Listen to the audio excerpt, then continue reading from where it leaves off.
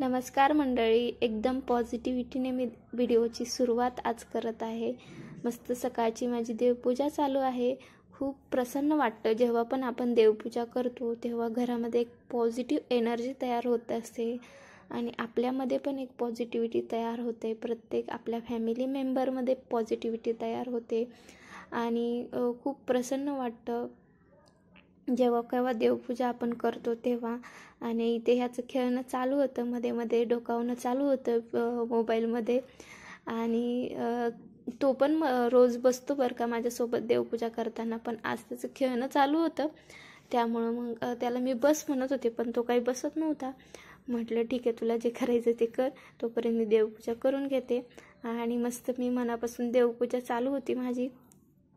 शेवटी आपण जे कर्म करतो आणि जेवढं केवढं आपण देवाला डेडिकेशनने, जेवढी मनापासून आपण देवाची सेवा करतो, हेच खरा देवधर्म असतो.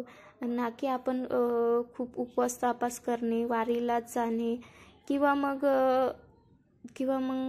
खूप दिवस रात्र देवाची सेवा करणे, हाच खरा देवधर्म असं नसतं. बरेच जण करतात, पण मी असे जे करतात ना लोक, त्या लोकांना बघितले की त्या देवधर्म करतात पण त्यांचं दुसऱ्यांबद्दलचं मत किंवा दुसऱ्यांबद्दल मनामध्ये द्वेष असतो. तर प्रत्येकजणच तसा नसतो, पण काही लोक असतात तसे. मी कोणालाच असं ब्लेम करत नाही आहे, पण काही असतात.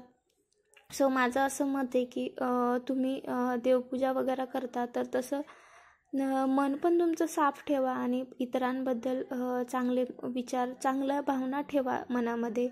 तेव्हाच खरी काय ते देवाची सेवा किंवा देवपूजा होईल, देवाची सेवा होईल म्हणायला हरकत नाही. तर आपण आपले कर्म चांगले ठेवले तरच ते देवापर्यंत पोचतात आणि तेच खरी देवाची सेवा असते असं मला वाटतं. आणि देव तर सगळं काही बघतच असतो वरून. देवाला सगळ्या गोष्टी माहीत असतात. तरीही आपण आपले सुख दुःख सगळं देवाच्या चरणी देवाला सांगत असतो. रोज देवाला प्रार्थना करत असतो आणि असंच आपली मुलं पण आपलं अनुकरण करतात. मस्त आता वसुंधनही रोज देवासमोर बसायला लागला आहे. म्हणजे आत्ता आज नाही बसला येतो पण तो बसतो. आणि मी जसं करेन ना, अगरबत्ती फिरवणे वगैरे सगळं तो तसंच करतो. मला पण फिरवू दे मम्मी असं म्हणतो. मग त्याला मी कधी मांडीवर घेऊन त्याच्या हातामध्ये देऊन माझा हात लावून मस्त देवासमोर अगरबत्ती फिरवायला देते त्याला मस्त. आणि तोही करतो. आणि छान वाटतं जेव्हा आपले मुलं आपलं अनुकरण करतात आणि एकदम मनापासून ते करतात तेव्हा बरं वाटतं, खूप मनाला प्रसन्न वाटतं. आणि हे असंच कायम त्यांनी करत राहावं असं अपेक्षा आहे. बघू आता फ्युचरमध्ये त्यांनी हे बघा, ते फुलं ठेवता दिवा खाली पडला आणि हे तेल सांडलं ना, तेलाची डागच निघत नाही. तरीही ठीक आहे, उद्या मी धुवून काढन ते, त्या काही प्रॉब्लेम नाही. असं छान मस्त देवपूजा झाली माझी. त्यानंतर घर सगळं मी आवरलं होतं आणि ॲक्च्युली आम्हाला ग्रॉसरी आणायला जायचं होतं, पण नेमका पाऊस आला त्यामुळे मग मी पुढची कामं आवरायला घेतली. ठीक आहे, मनामध्ये चालू होतं की बाबा आता घरामध्ये काही नाही आहे सामान वगैरे, कसं काही करायचं. पण ठीक आहे, आता जेव्हा केव्हा वेळ भेटेन तेव्हा आम्ही जाऊन घेऊन येऊ. त्यानंतर मस्त देवपूजा झाली. नंतर कपडे वगैरे सुकायला टाकले, नंतर झाडांना पाणी टाकलं मस्त. आणि झाडांमधून पण एक वेगळीच पॉझिटिव्हिटी तयार होते. खूप छान वाटतं जेव्हा ही ग्रीनरी आपण बघतो, मस्त वाटतं, डोळ्याला प्रसन्न वाटतं. आणि आमच्या मागं खूप झाडं आहे त्यामुळं खूप छान वाटतं, खूप मोकळी हवा येत असते. कपडे वगैरे सुकत टाकले. त्यानंतर म्हटलं आता स्वयंपाक करून घ्यावा, कारण हा पाऊस तर काही थांबत नव्हता आणि आम्हाला काही बाहेर जाताच नाही आलं. सो म्हटलं आता भाजी करून घ्यावी. इथं मस्त मी झणझणीत वांग्याची भाजी बनवायला घेतली होती आणि मस्त पातळ अशी भाजी मी बनवणार होते. आणि हो, आम्हाला पातळ भाजी खूप आवडते, कारण आम्ही मस्त गावठी आहोत आणि आम्हाला पातळ भाजीशिवाय जेवणच जात नाही. आम्हाला कोरड्या भाज्या बिलकुलच नाही आवडत, त्यामुळे आम्हाला पातळ भाज्या तर लागतातच लागतात.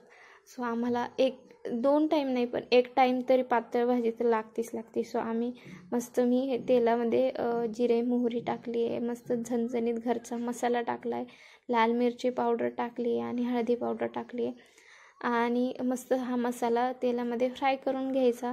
आणि त्यानंतर आपले वांगे आहेत ना, वांग्याला असे 4 असं कट करून घेतलेत ना, त्याच्यामध्ये थोडंसं मीठ भरलं ना, चव लागते वांग्याला. मीठ भरून मग टाकायचे तेलामध्ये आणि असे थोडेसे फ्राय करायचे. त्यानंतर शेंगदाण्याचं कूट टाकून आपल्याला केवढी ग्रेव्ही लागते त्यानुसार पाणी टाकायचं आणि मस्त भाजी शिजवून घ्यायची. खूप छान लागते. एकदम सिंपल भाजी आहे, सिंपल रेसिपी आहे आणि चवीनुसार मीठ टाकून घ्या. खूप छान लागते. अशी सिंपलच भाजी आम्हाला आवडते. जास्त ते मसाले वगैरे टाकून नाही आवडत.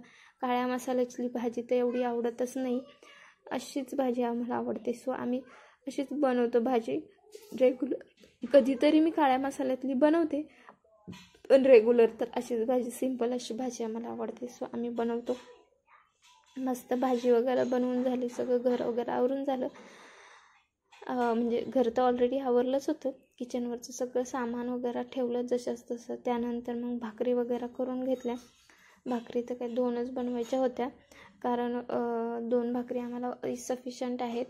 आणि स्पंदनला पण मग स्पंदनी पण सकाळी पराठा वगैरे खाल्ला होता, त्यामुळं मग त्याला आता भाजीला तर काहीच नव्हतं, त्यामुळे त्याला मग म्हटलं दूध भाकरी देते आणि तो खातो, आवडीने खातो. त्याला खूप आवडते दूध भाकरी किंवा मग दूध चपाती. सो इथे बघा भाजी आपली मस्त तयार झाली आहे आणि खूप छान कलर पण आला होता भाजीला आणि खूप टेस्टी लागते ही भाजी. भाकरीसोबत चुरून खायची, मस्त लागते, एकदम छान लागते. हे बघा भाकरी झाल्या, थोडीशी डाळ करपली भाकरी, कारण माझं बाहेर लक्ष होतं. पाऊस चालू होता, खिडकीतून पाऊस दिसत होता आणि मी गॅसवर टाकली भाकरी आणि बघितलंच नाही, थोडीशी करपली. आणि हे बघा पाऊस तर चालूच होता कंटिन्यू. पावसाला काही कमी नाही आहे, चालूच आहे पाऊस. ठीक आहे, जाऊ आता, जसं वेळ भेटेल तसं मग आम्ही जाऊ निघून आणि घेऊन येऊ सामान, कारण घरामध्ये काहीच सामान उरलं नव्हतं. खरं तर आम्ही पुण्याला गेलो ना, पुण्याला गेलो की एकदमच डीमार्टमधून सगळं सामान घेऊन येतो. पण आता पुण्याला जाऊन 2-4 महिने झाले आणि आता सगळं सामान संपलं होतं. आम्ही 2-4 महिन्याचं एकदम सगळं सामान घेऊन आलो होतो, पण आता सगळं सामान संपलं होतं आणि घरामध्ये काहीच सामान उरलं नव्हतं. आणि सामान नसताना आपण बायका घरामध्ये कसं काय ॲडजस्ट करतो ना, आपण आपल्याला माहिती. एखाद्या दिवशी भाजीला नसेल तरीही आपण काही ना काहीतरी बनवून आपले ॲडजस्टमेंट करत असतो. घरामधल्या कधीच घरातल्या लोकांना उपाशी ठेवत नाही की भाजीला नाही आहे म्हणून. काही ना काहीतरी आपण जुगाड करून भाज्या वगैरे घरामध्ये बनवतच असतो. आणि असं काहीसं चालू होतं माझं. आणि मग त्यानंतर किचन वगैरे सगळं क्लीन केलं, मस्त साफ करून घेतलं. आणि पाऊस चालूच होता. सगळं वरचं किचन वट्टा, गॅस वगैरे सगळं मी क्लीन करून घेतलं होतं. आणि सगळं झालं, आवरलं. स्पंदनला जेव वगैरे घातलं. त्यानंतर आता झाली होती त्याची झोपायची वेळ, पण तो काही येत नव्हता. त्याला बळबळ काय सांगून त्याला म्हणलं चला तू झोपून घे. आणि मग कसं तरी त्याला झोपायला नेलं. आणि झोपायला नेलं तरी बेडवर त्याचं खेळणंच चालू आहे. त्याला चल म्हणते झोपायला, पण त्याचं खेळणं चालू आहे. गाडी खेळायची, हे खेळायचं, ते खेळायचं. मग कसा तरी झोपला.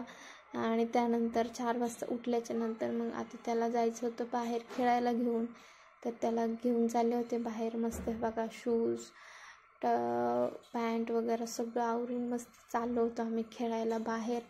आणि मस्त खेळायला गेलो. त्यानंतर हे बघा, हे आम्ही इथे गावात राहत असल्यामुळे आम्हाला ह्या गोष्टी मिळून जातात. तर हे जांभळं आणले होते, तो मस्त खात होता. आणि खाली परत अजून खेळायला गेला होता खाली, मस्त एन्जॉय करत होता तो. आणि माझी पण इच्छा नव्हती त्याला घरी घेऊन यायची, कारण तो मस्त मुलांमध्ये छान रमला होता.